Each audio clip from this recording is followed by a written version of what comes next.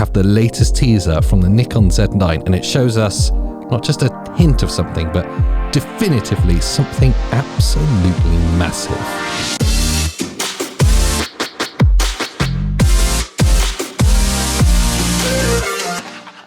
And quite right, you dedicate its own news segment. Yes.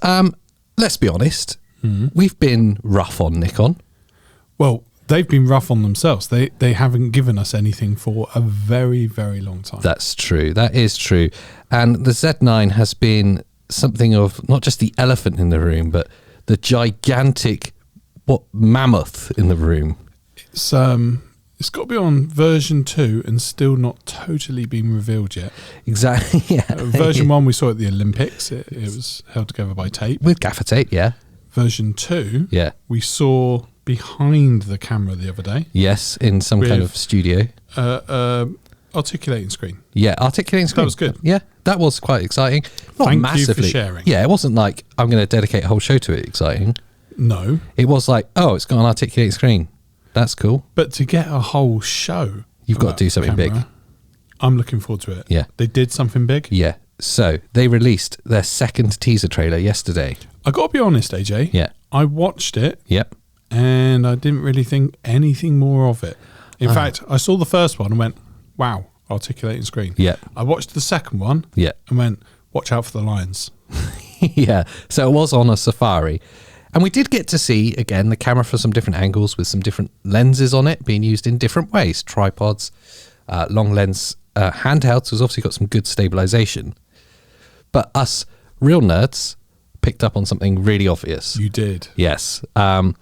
So it clearly shows that the camera is recording at a resolution of 4320p, which is the vertical resolution of 8K video.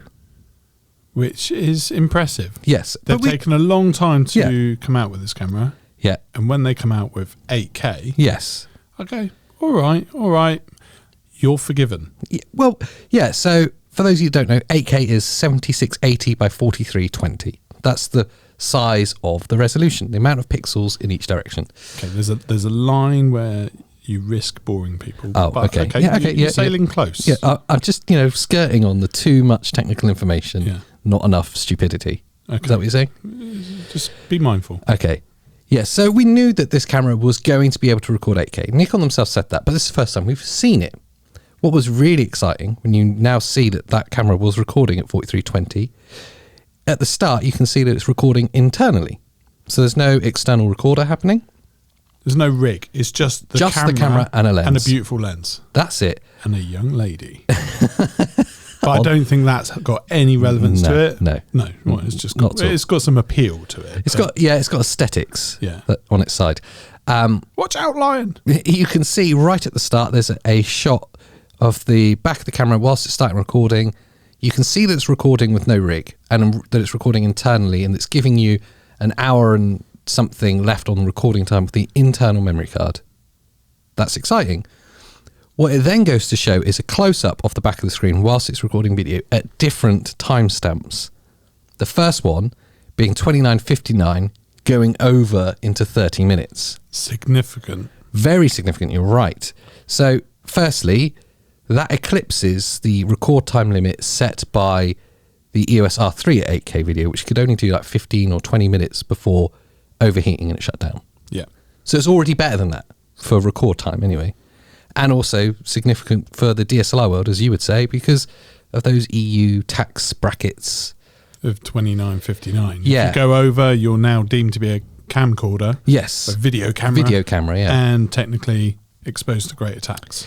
Exactly. So they have flown in the face of that and gone, do you know what, we're happy to take that tax bracket change and essentially classify the Z9 as a video camera. Stroke awesome camera. Yeah. So it's not a DSLR. This is the Nikon video camera, officially. Which is an amazing bombshell to put out there. Nikon released their first ever video camera. This is a dedicated video camera from Nikon that can record in 8K and also take good photos with that 45 megapixel stacked CMOS sensor, full frame. But it's a video camera. Yeah. And that for us is more exciting. Is a video camera first? Can we say? Well, according to the tax laws, Yeah. yes. So there you go. Nikon released their first ever video camera. Dedicated video camera. That's going to upset some photographers out there. Oh, it will. And this teaser was just for the video shooters. That's all it showed, was video being shot on this camera. Which is pretty much the majority of people that buy cameras now. Ooh, Sorry, photographers. shots fired. Left behind. And the Nikon fan base is surely majority photographer based. Yeah, I know, but this is going to help them advance their careers. It will help Nikon advance the brand for certain. And hopefully, we'll talk about the other features we saw in this teaser in a bit.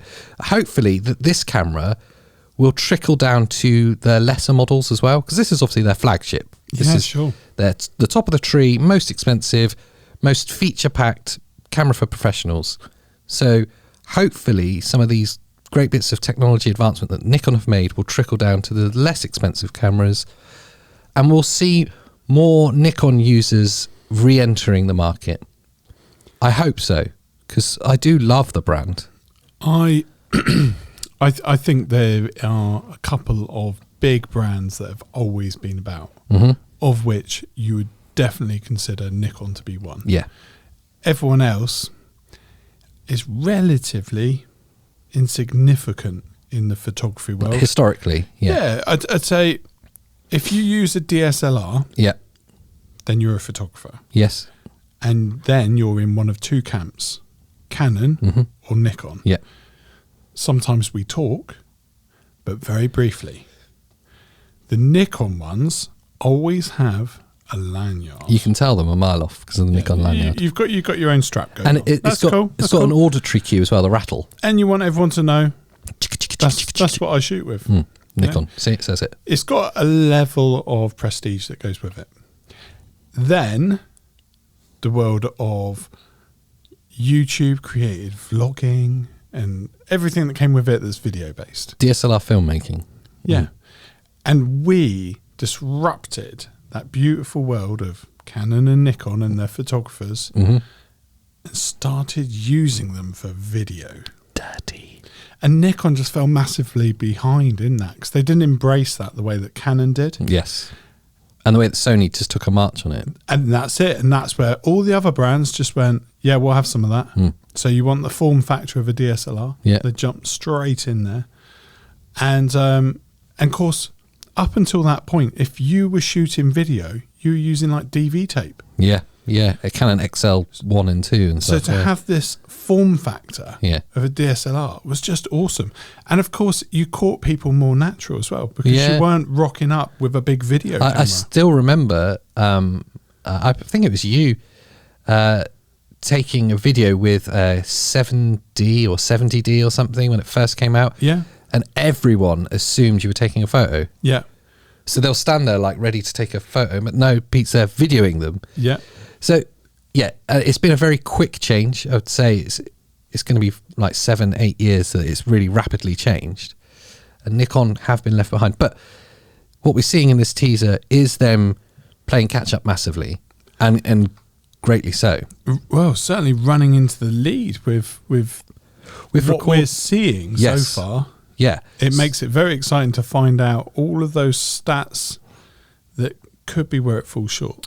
Yeah, so beyond it being classified as a video camera now, because it officially records beyond 29:59 at 8K, it goes well beyond that and smashes out of the park. Then it shows a montage of different timestamps of it still recording video, and it's like 45 minutes, 1 hour, 1 hour 20, which would suggest that Nikon are saying that the Z9 can record 8K video for an unlimited amount of time, literally limited by your battery life or the capacity of your storage internally.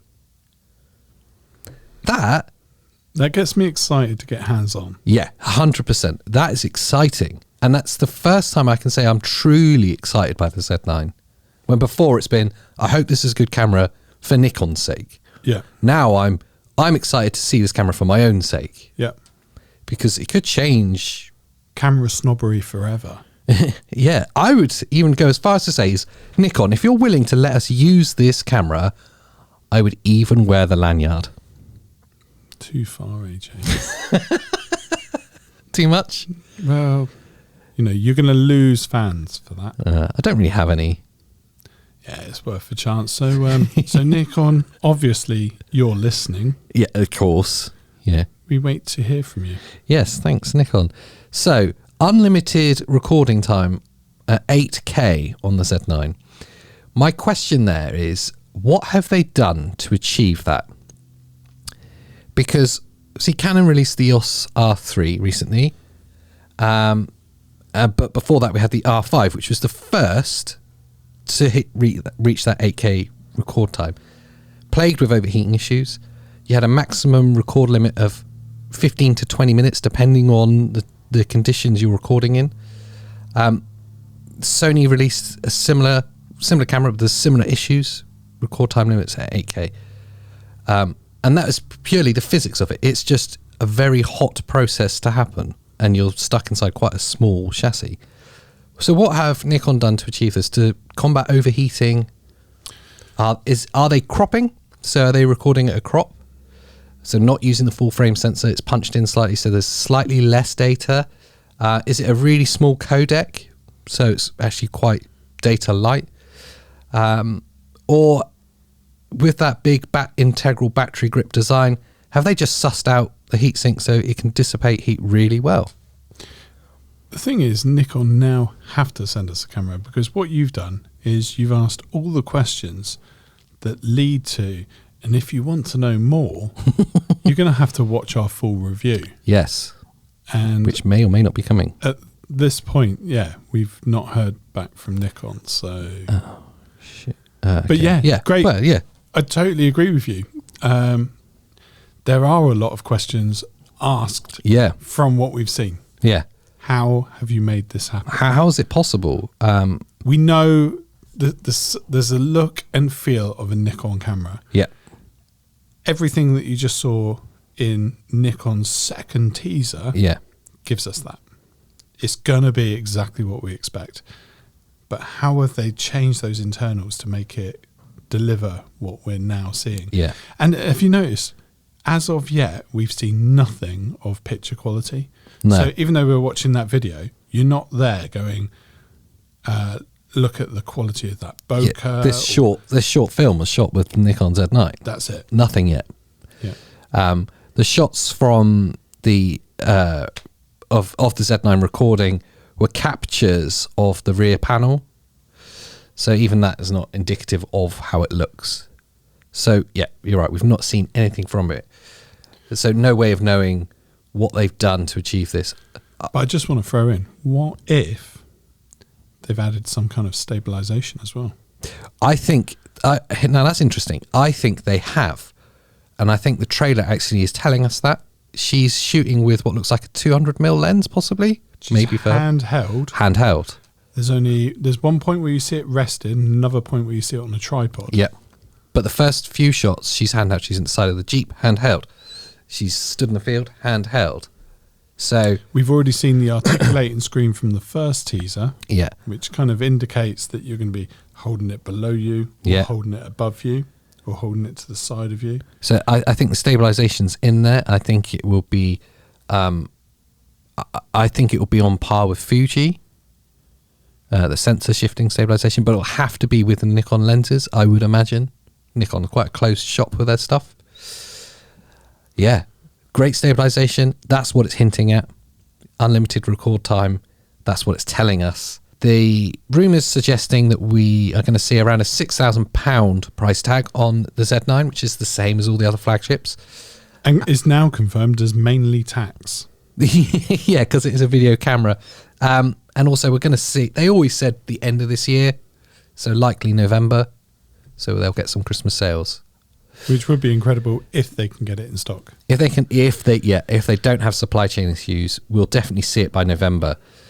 So is this all too good to be true, or is it just very exciting? Well, let's talk about that as we play the outro, AJ. This button? That one. Are you sure? Oh, wrong one. No, still wrong. No, not. Not that one.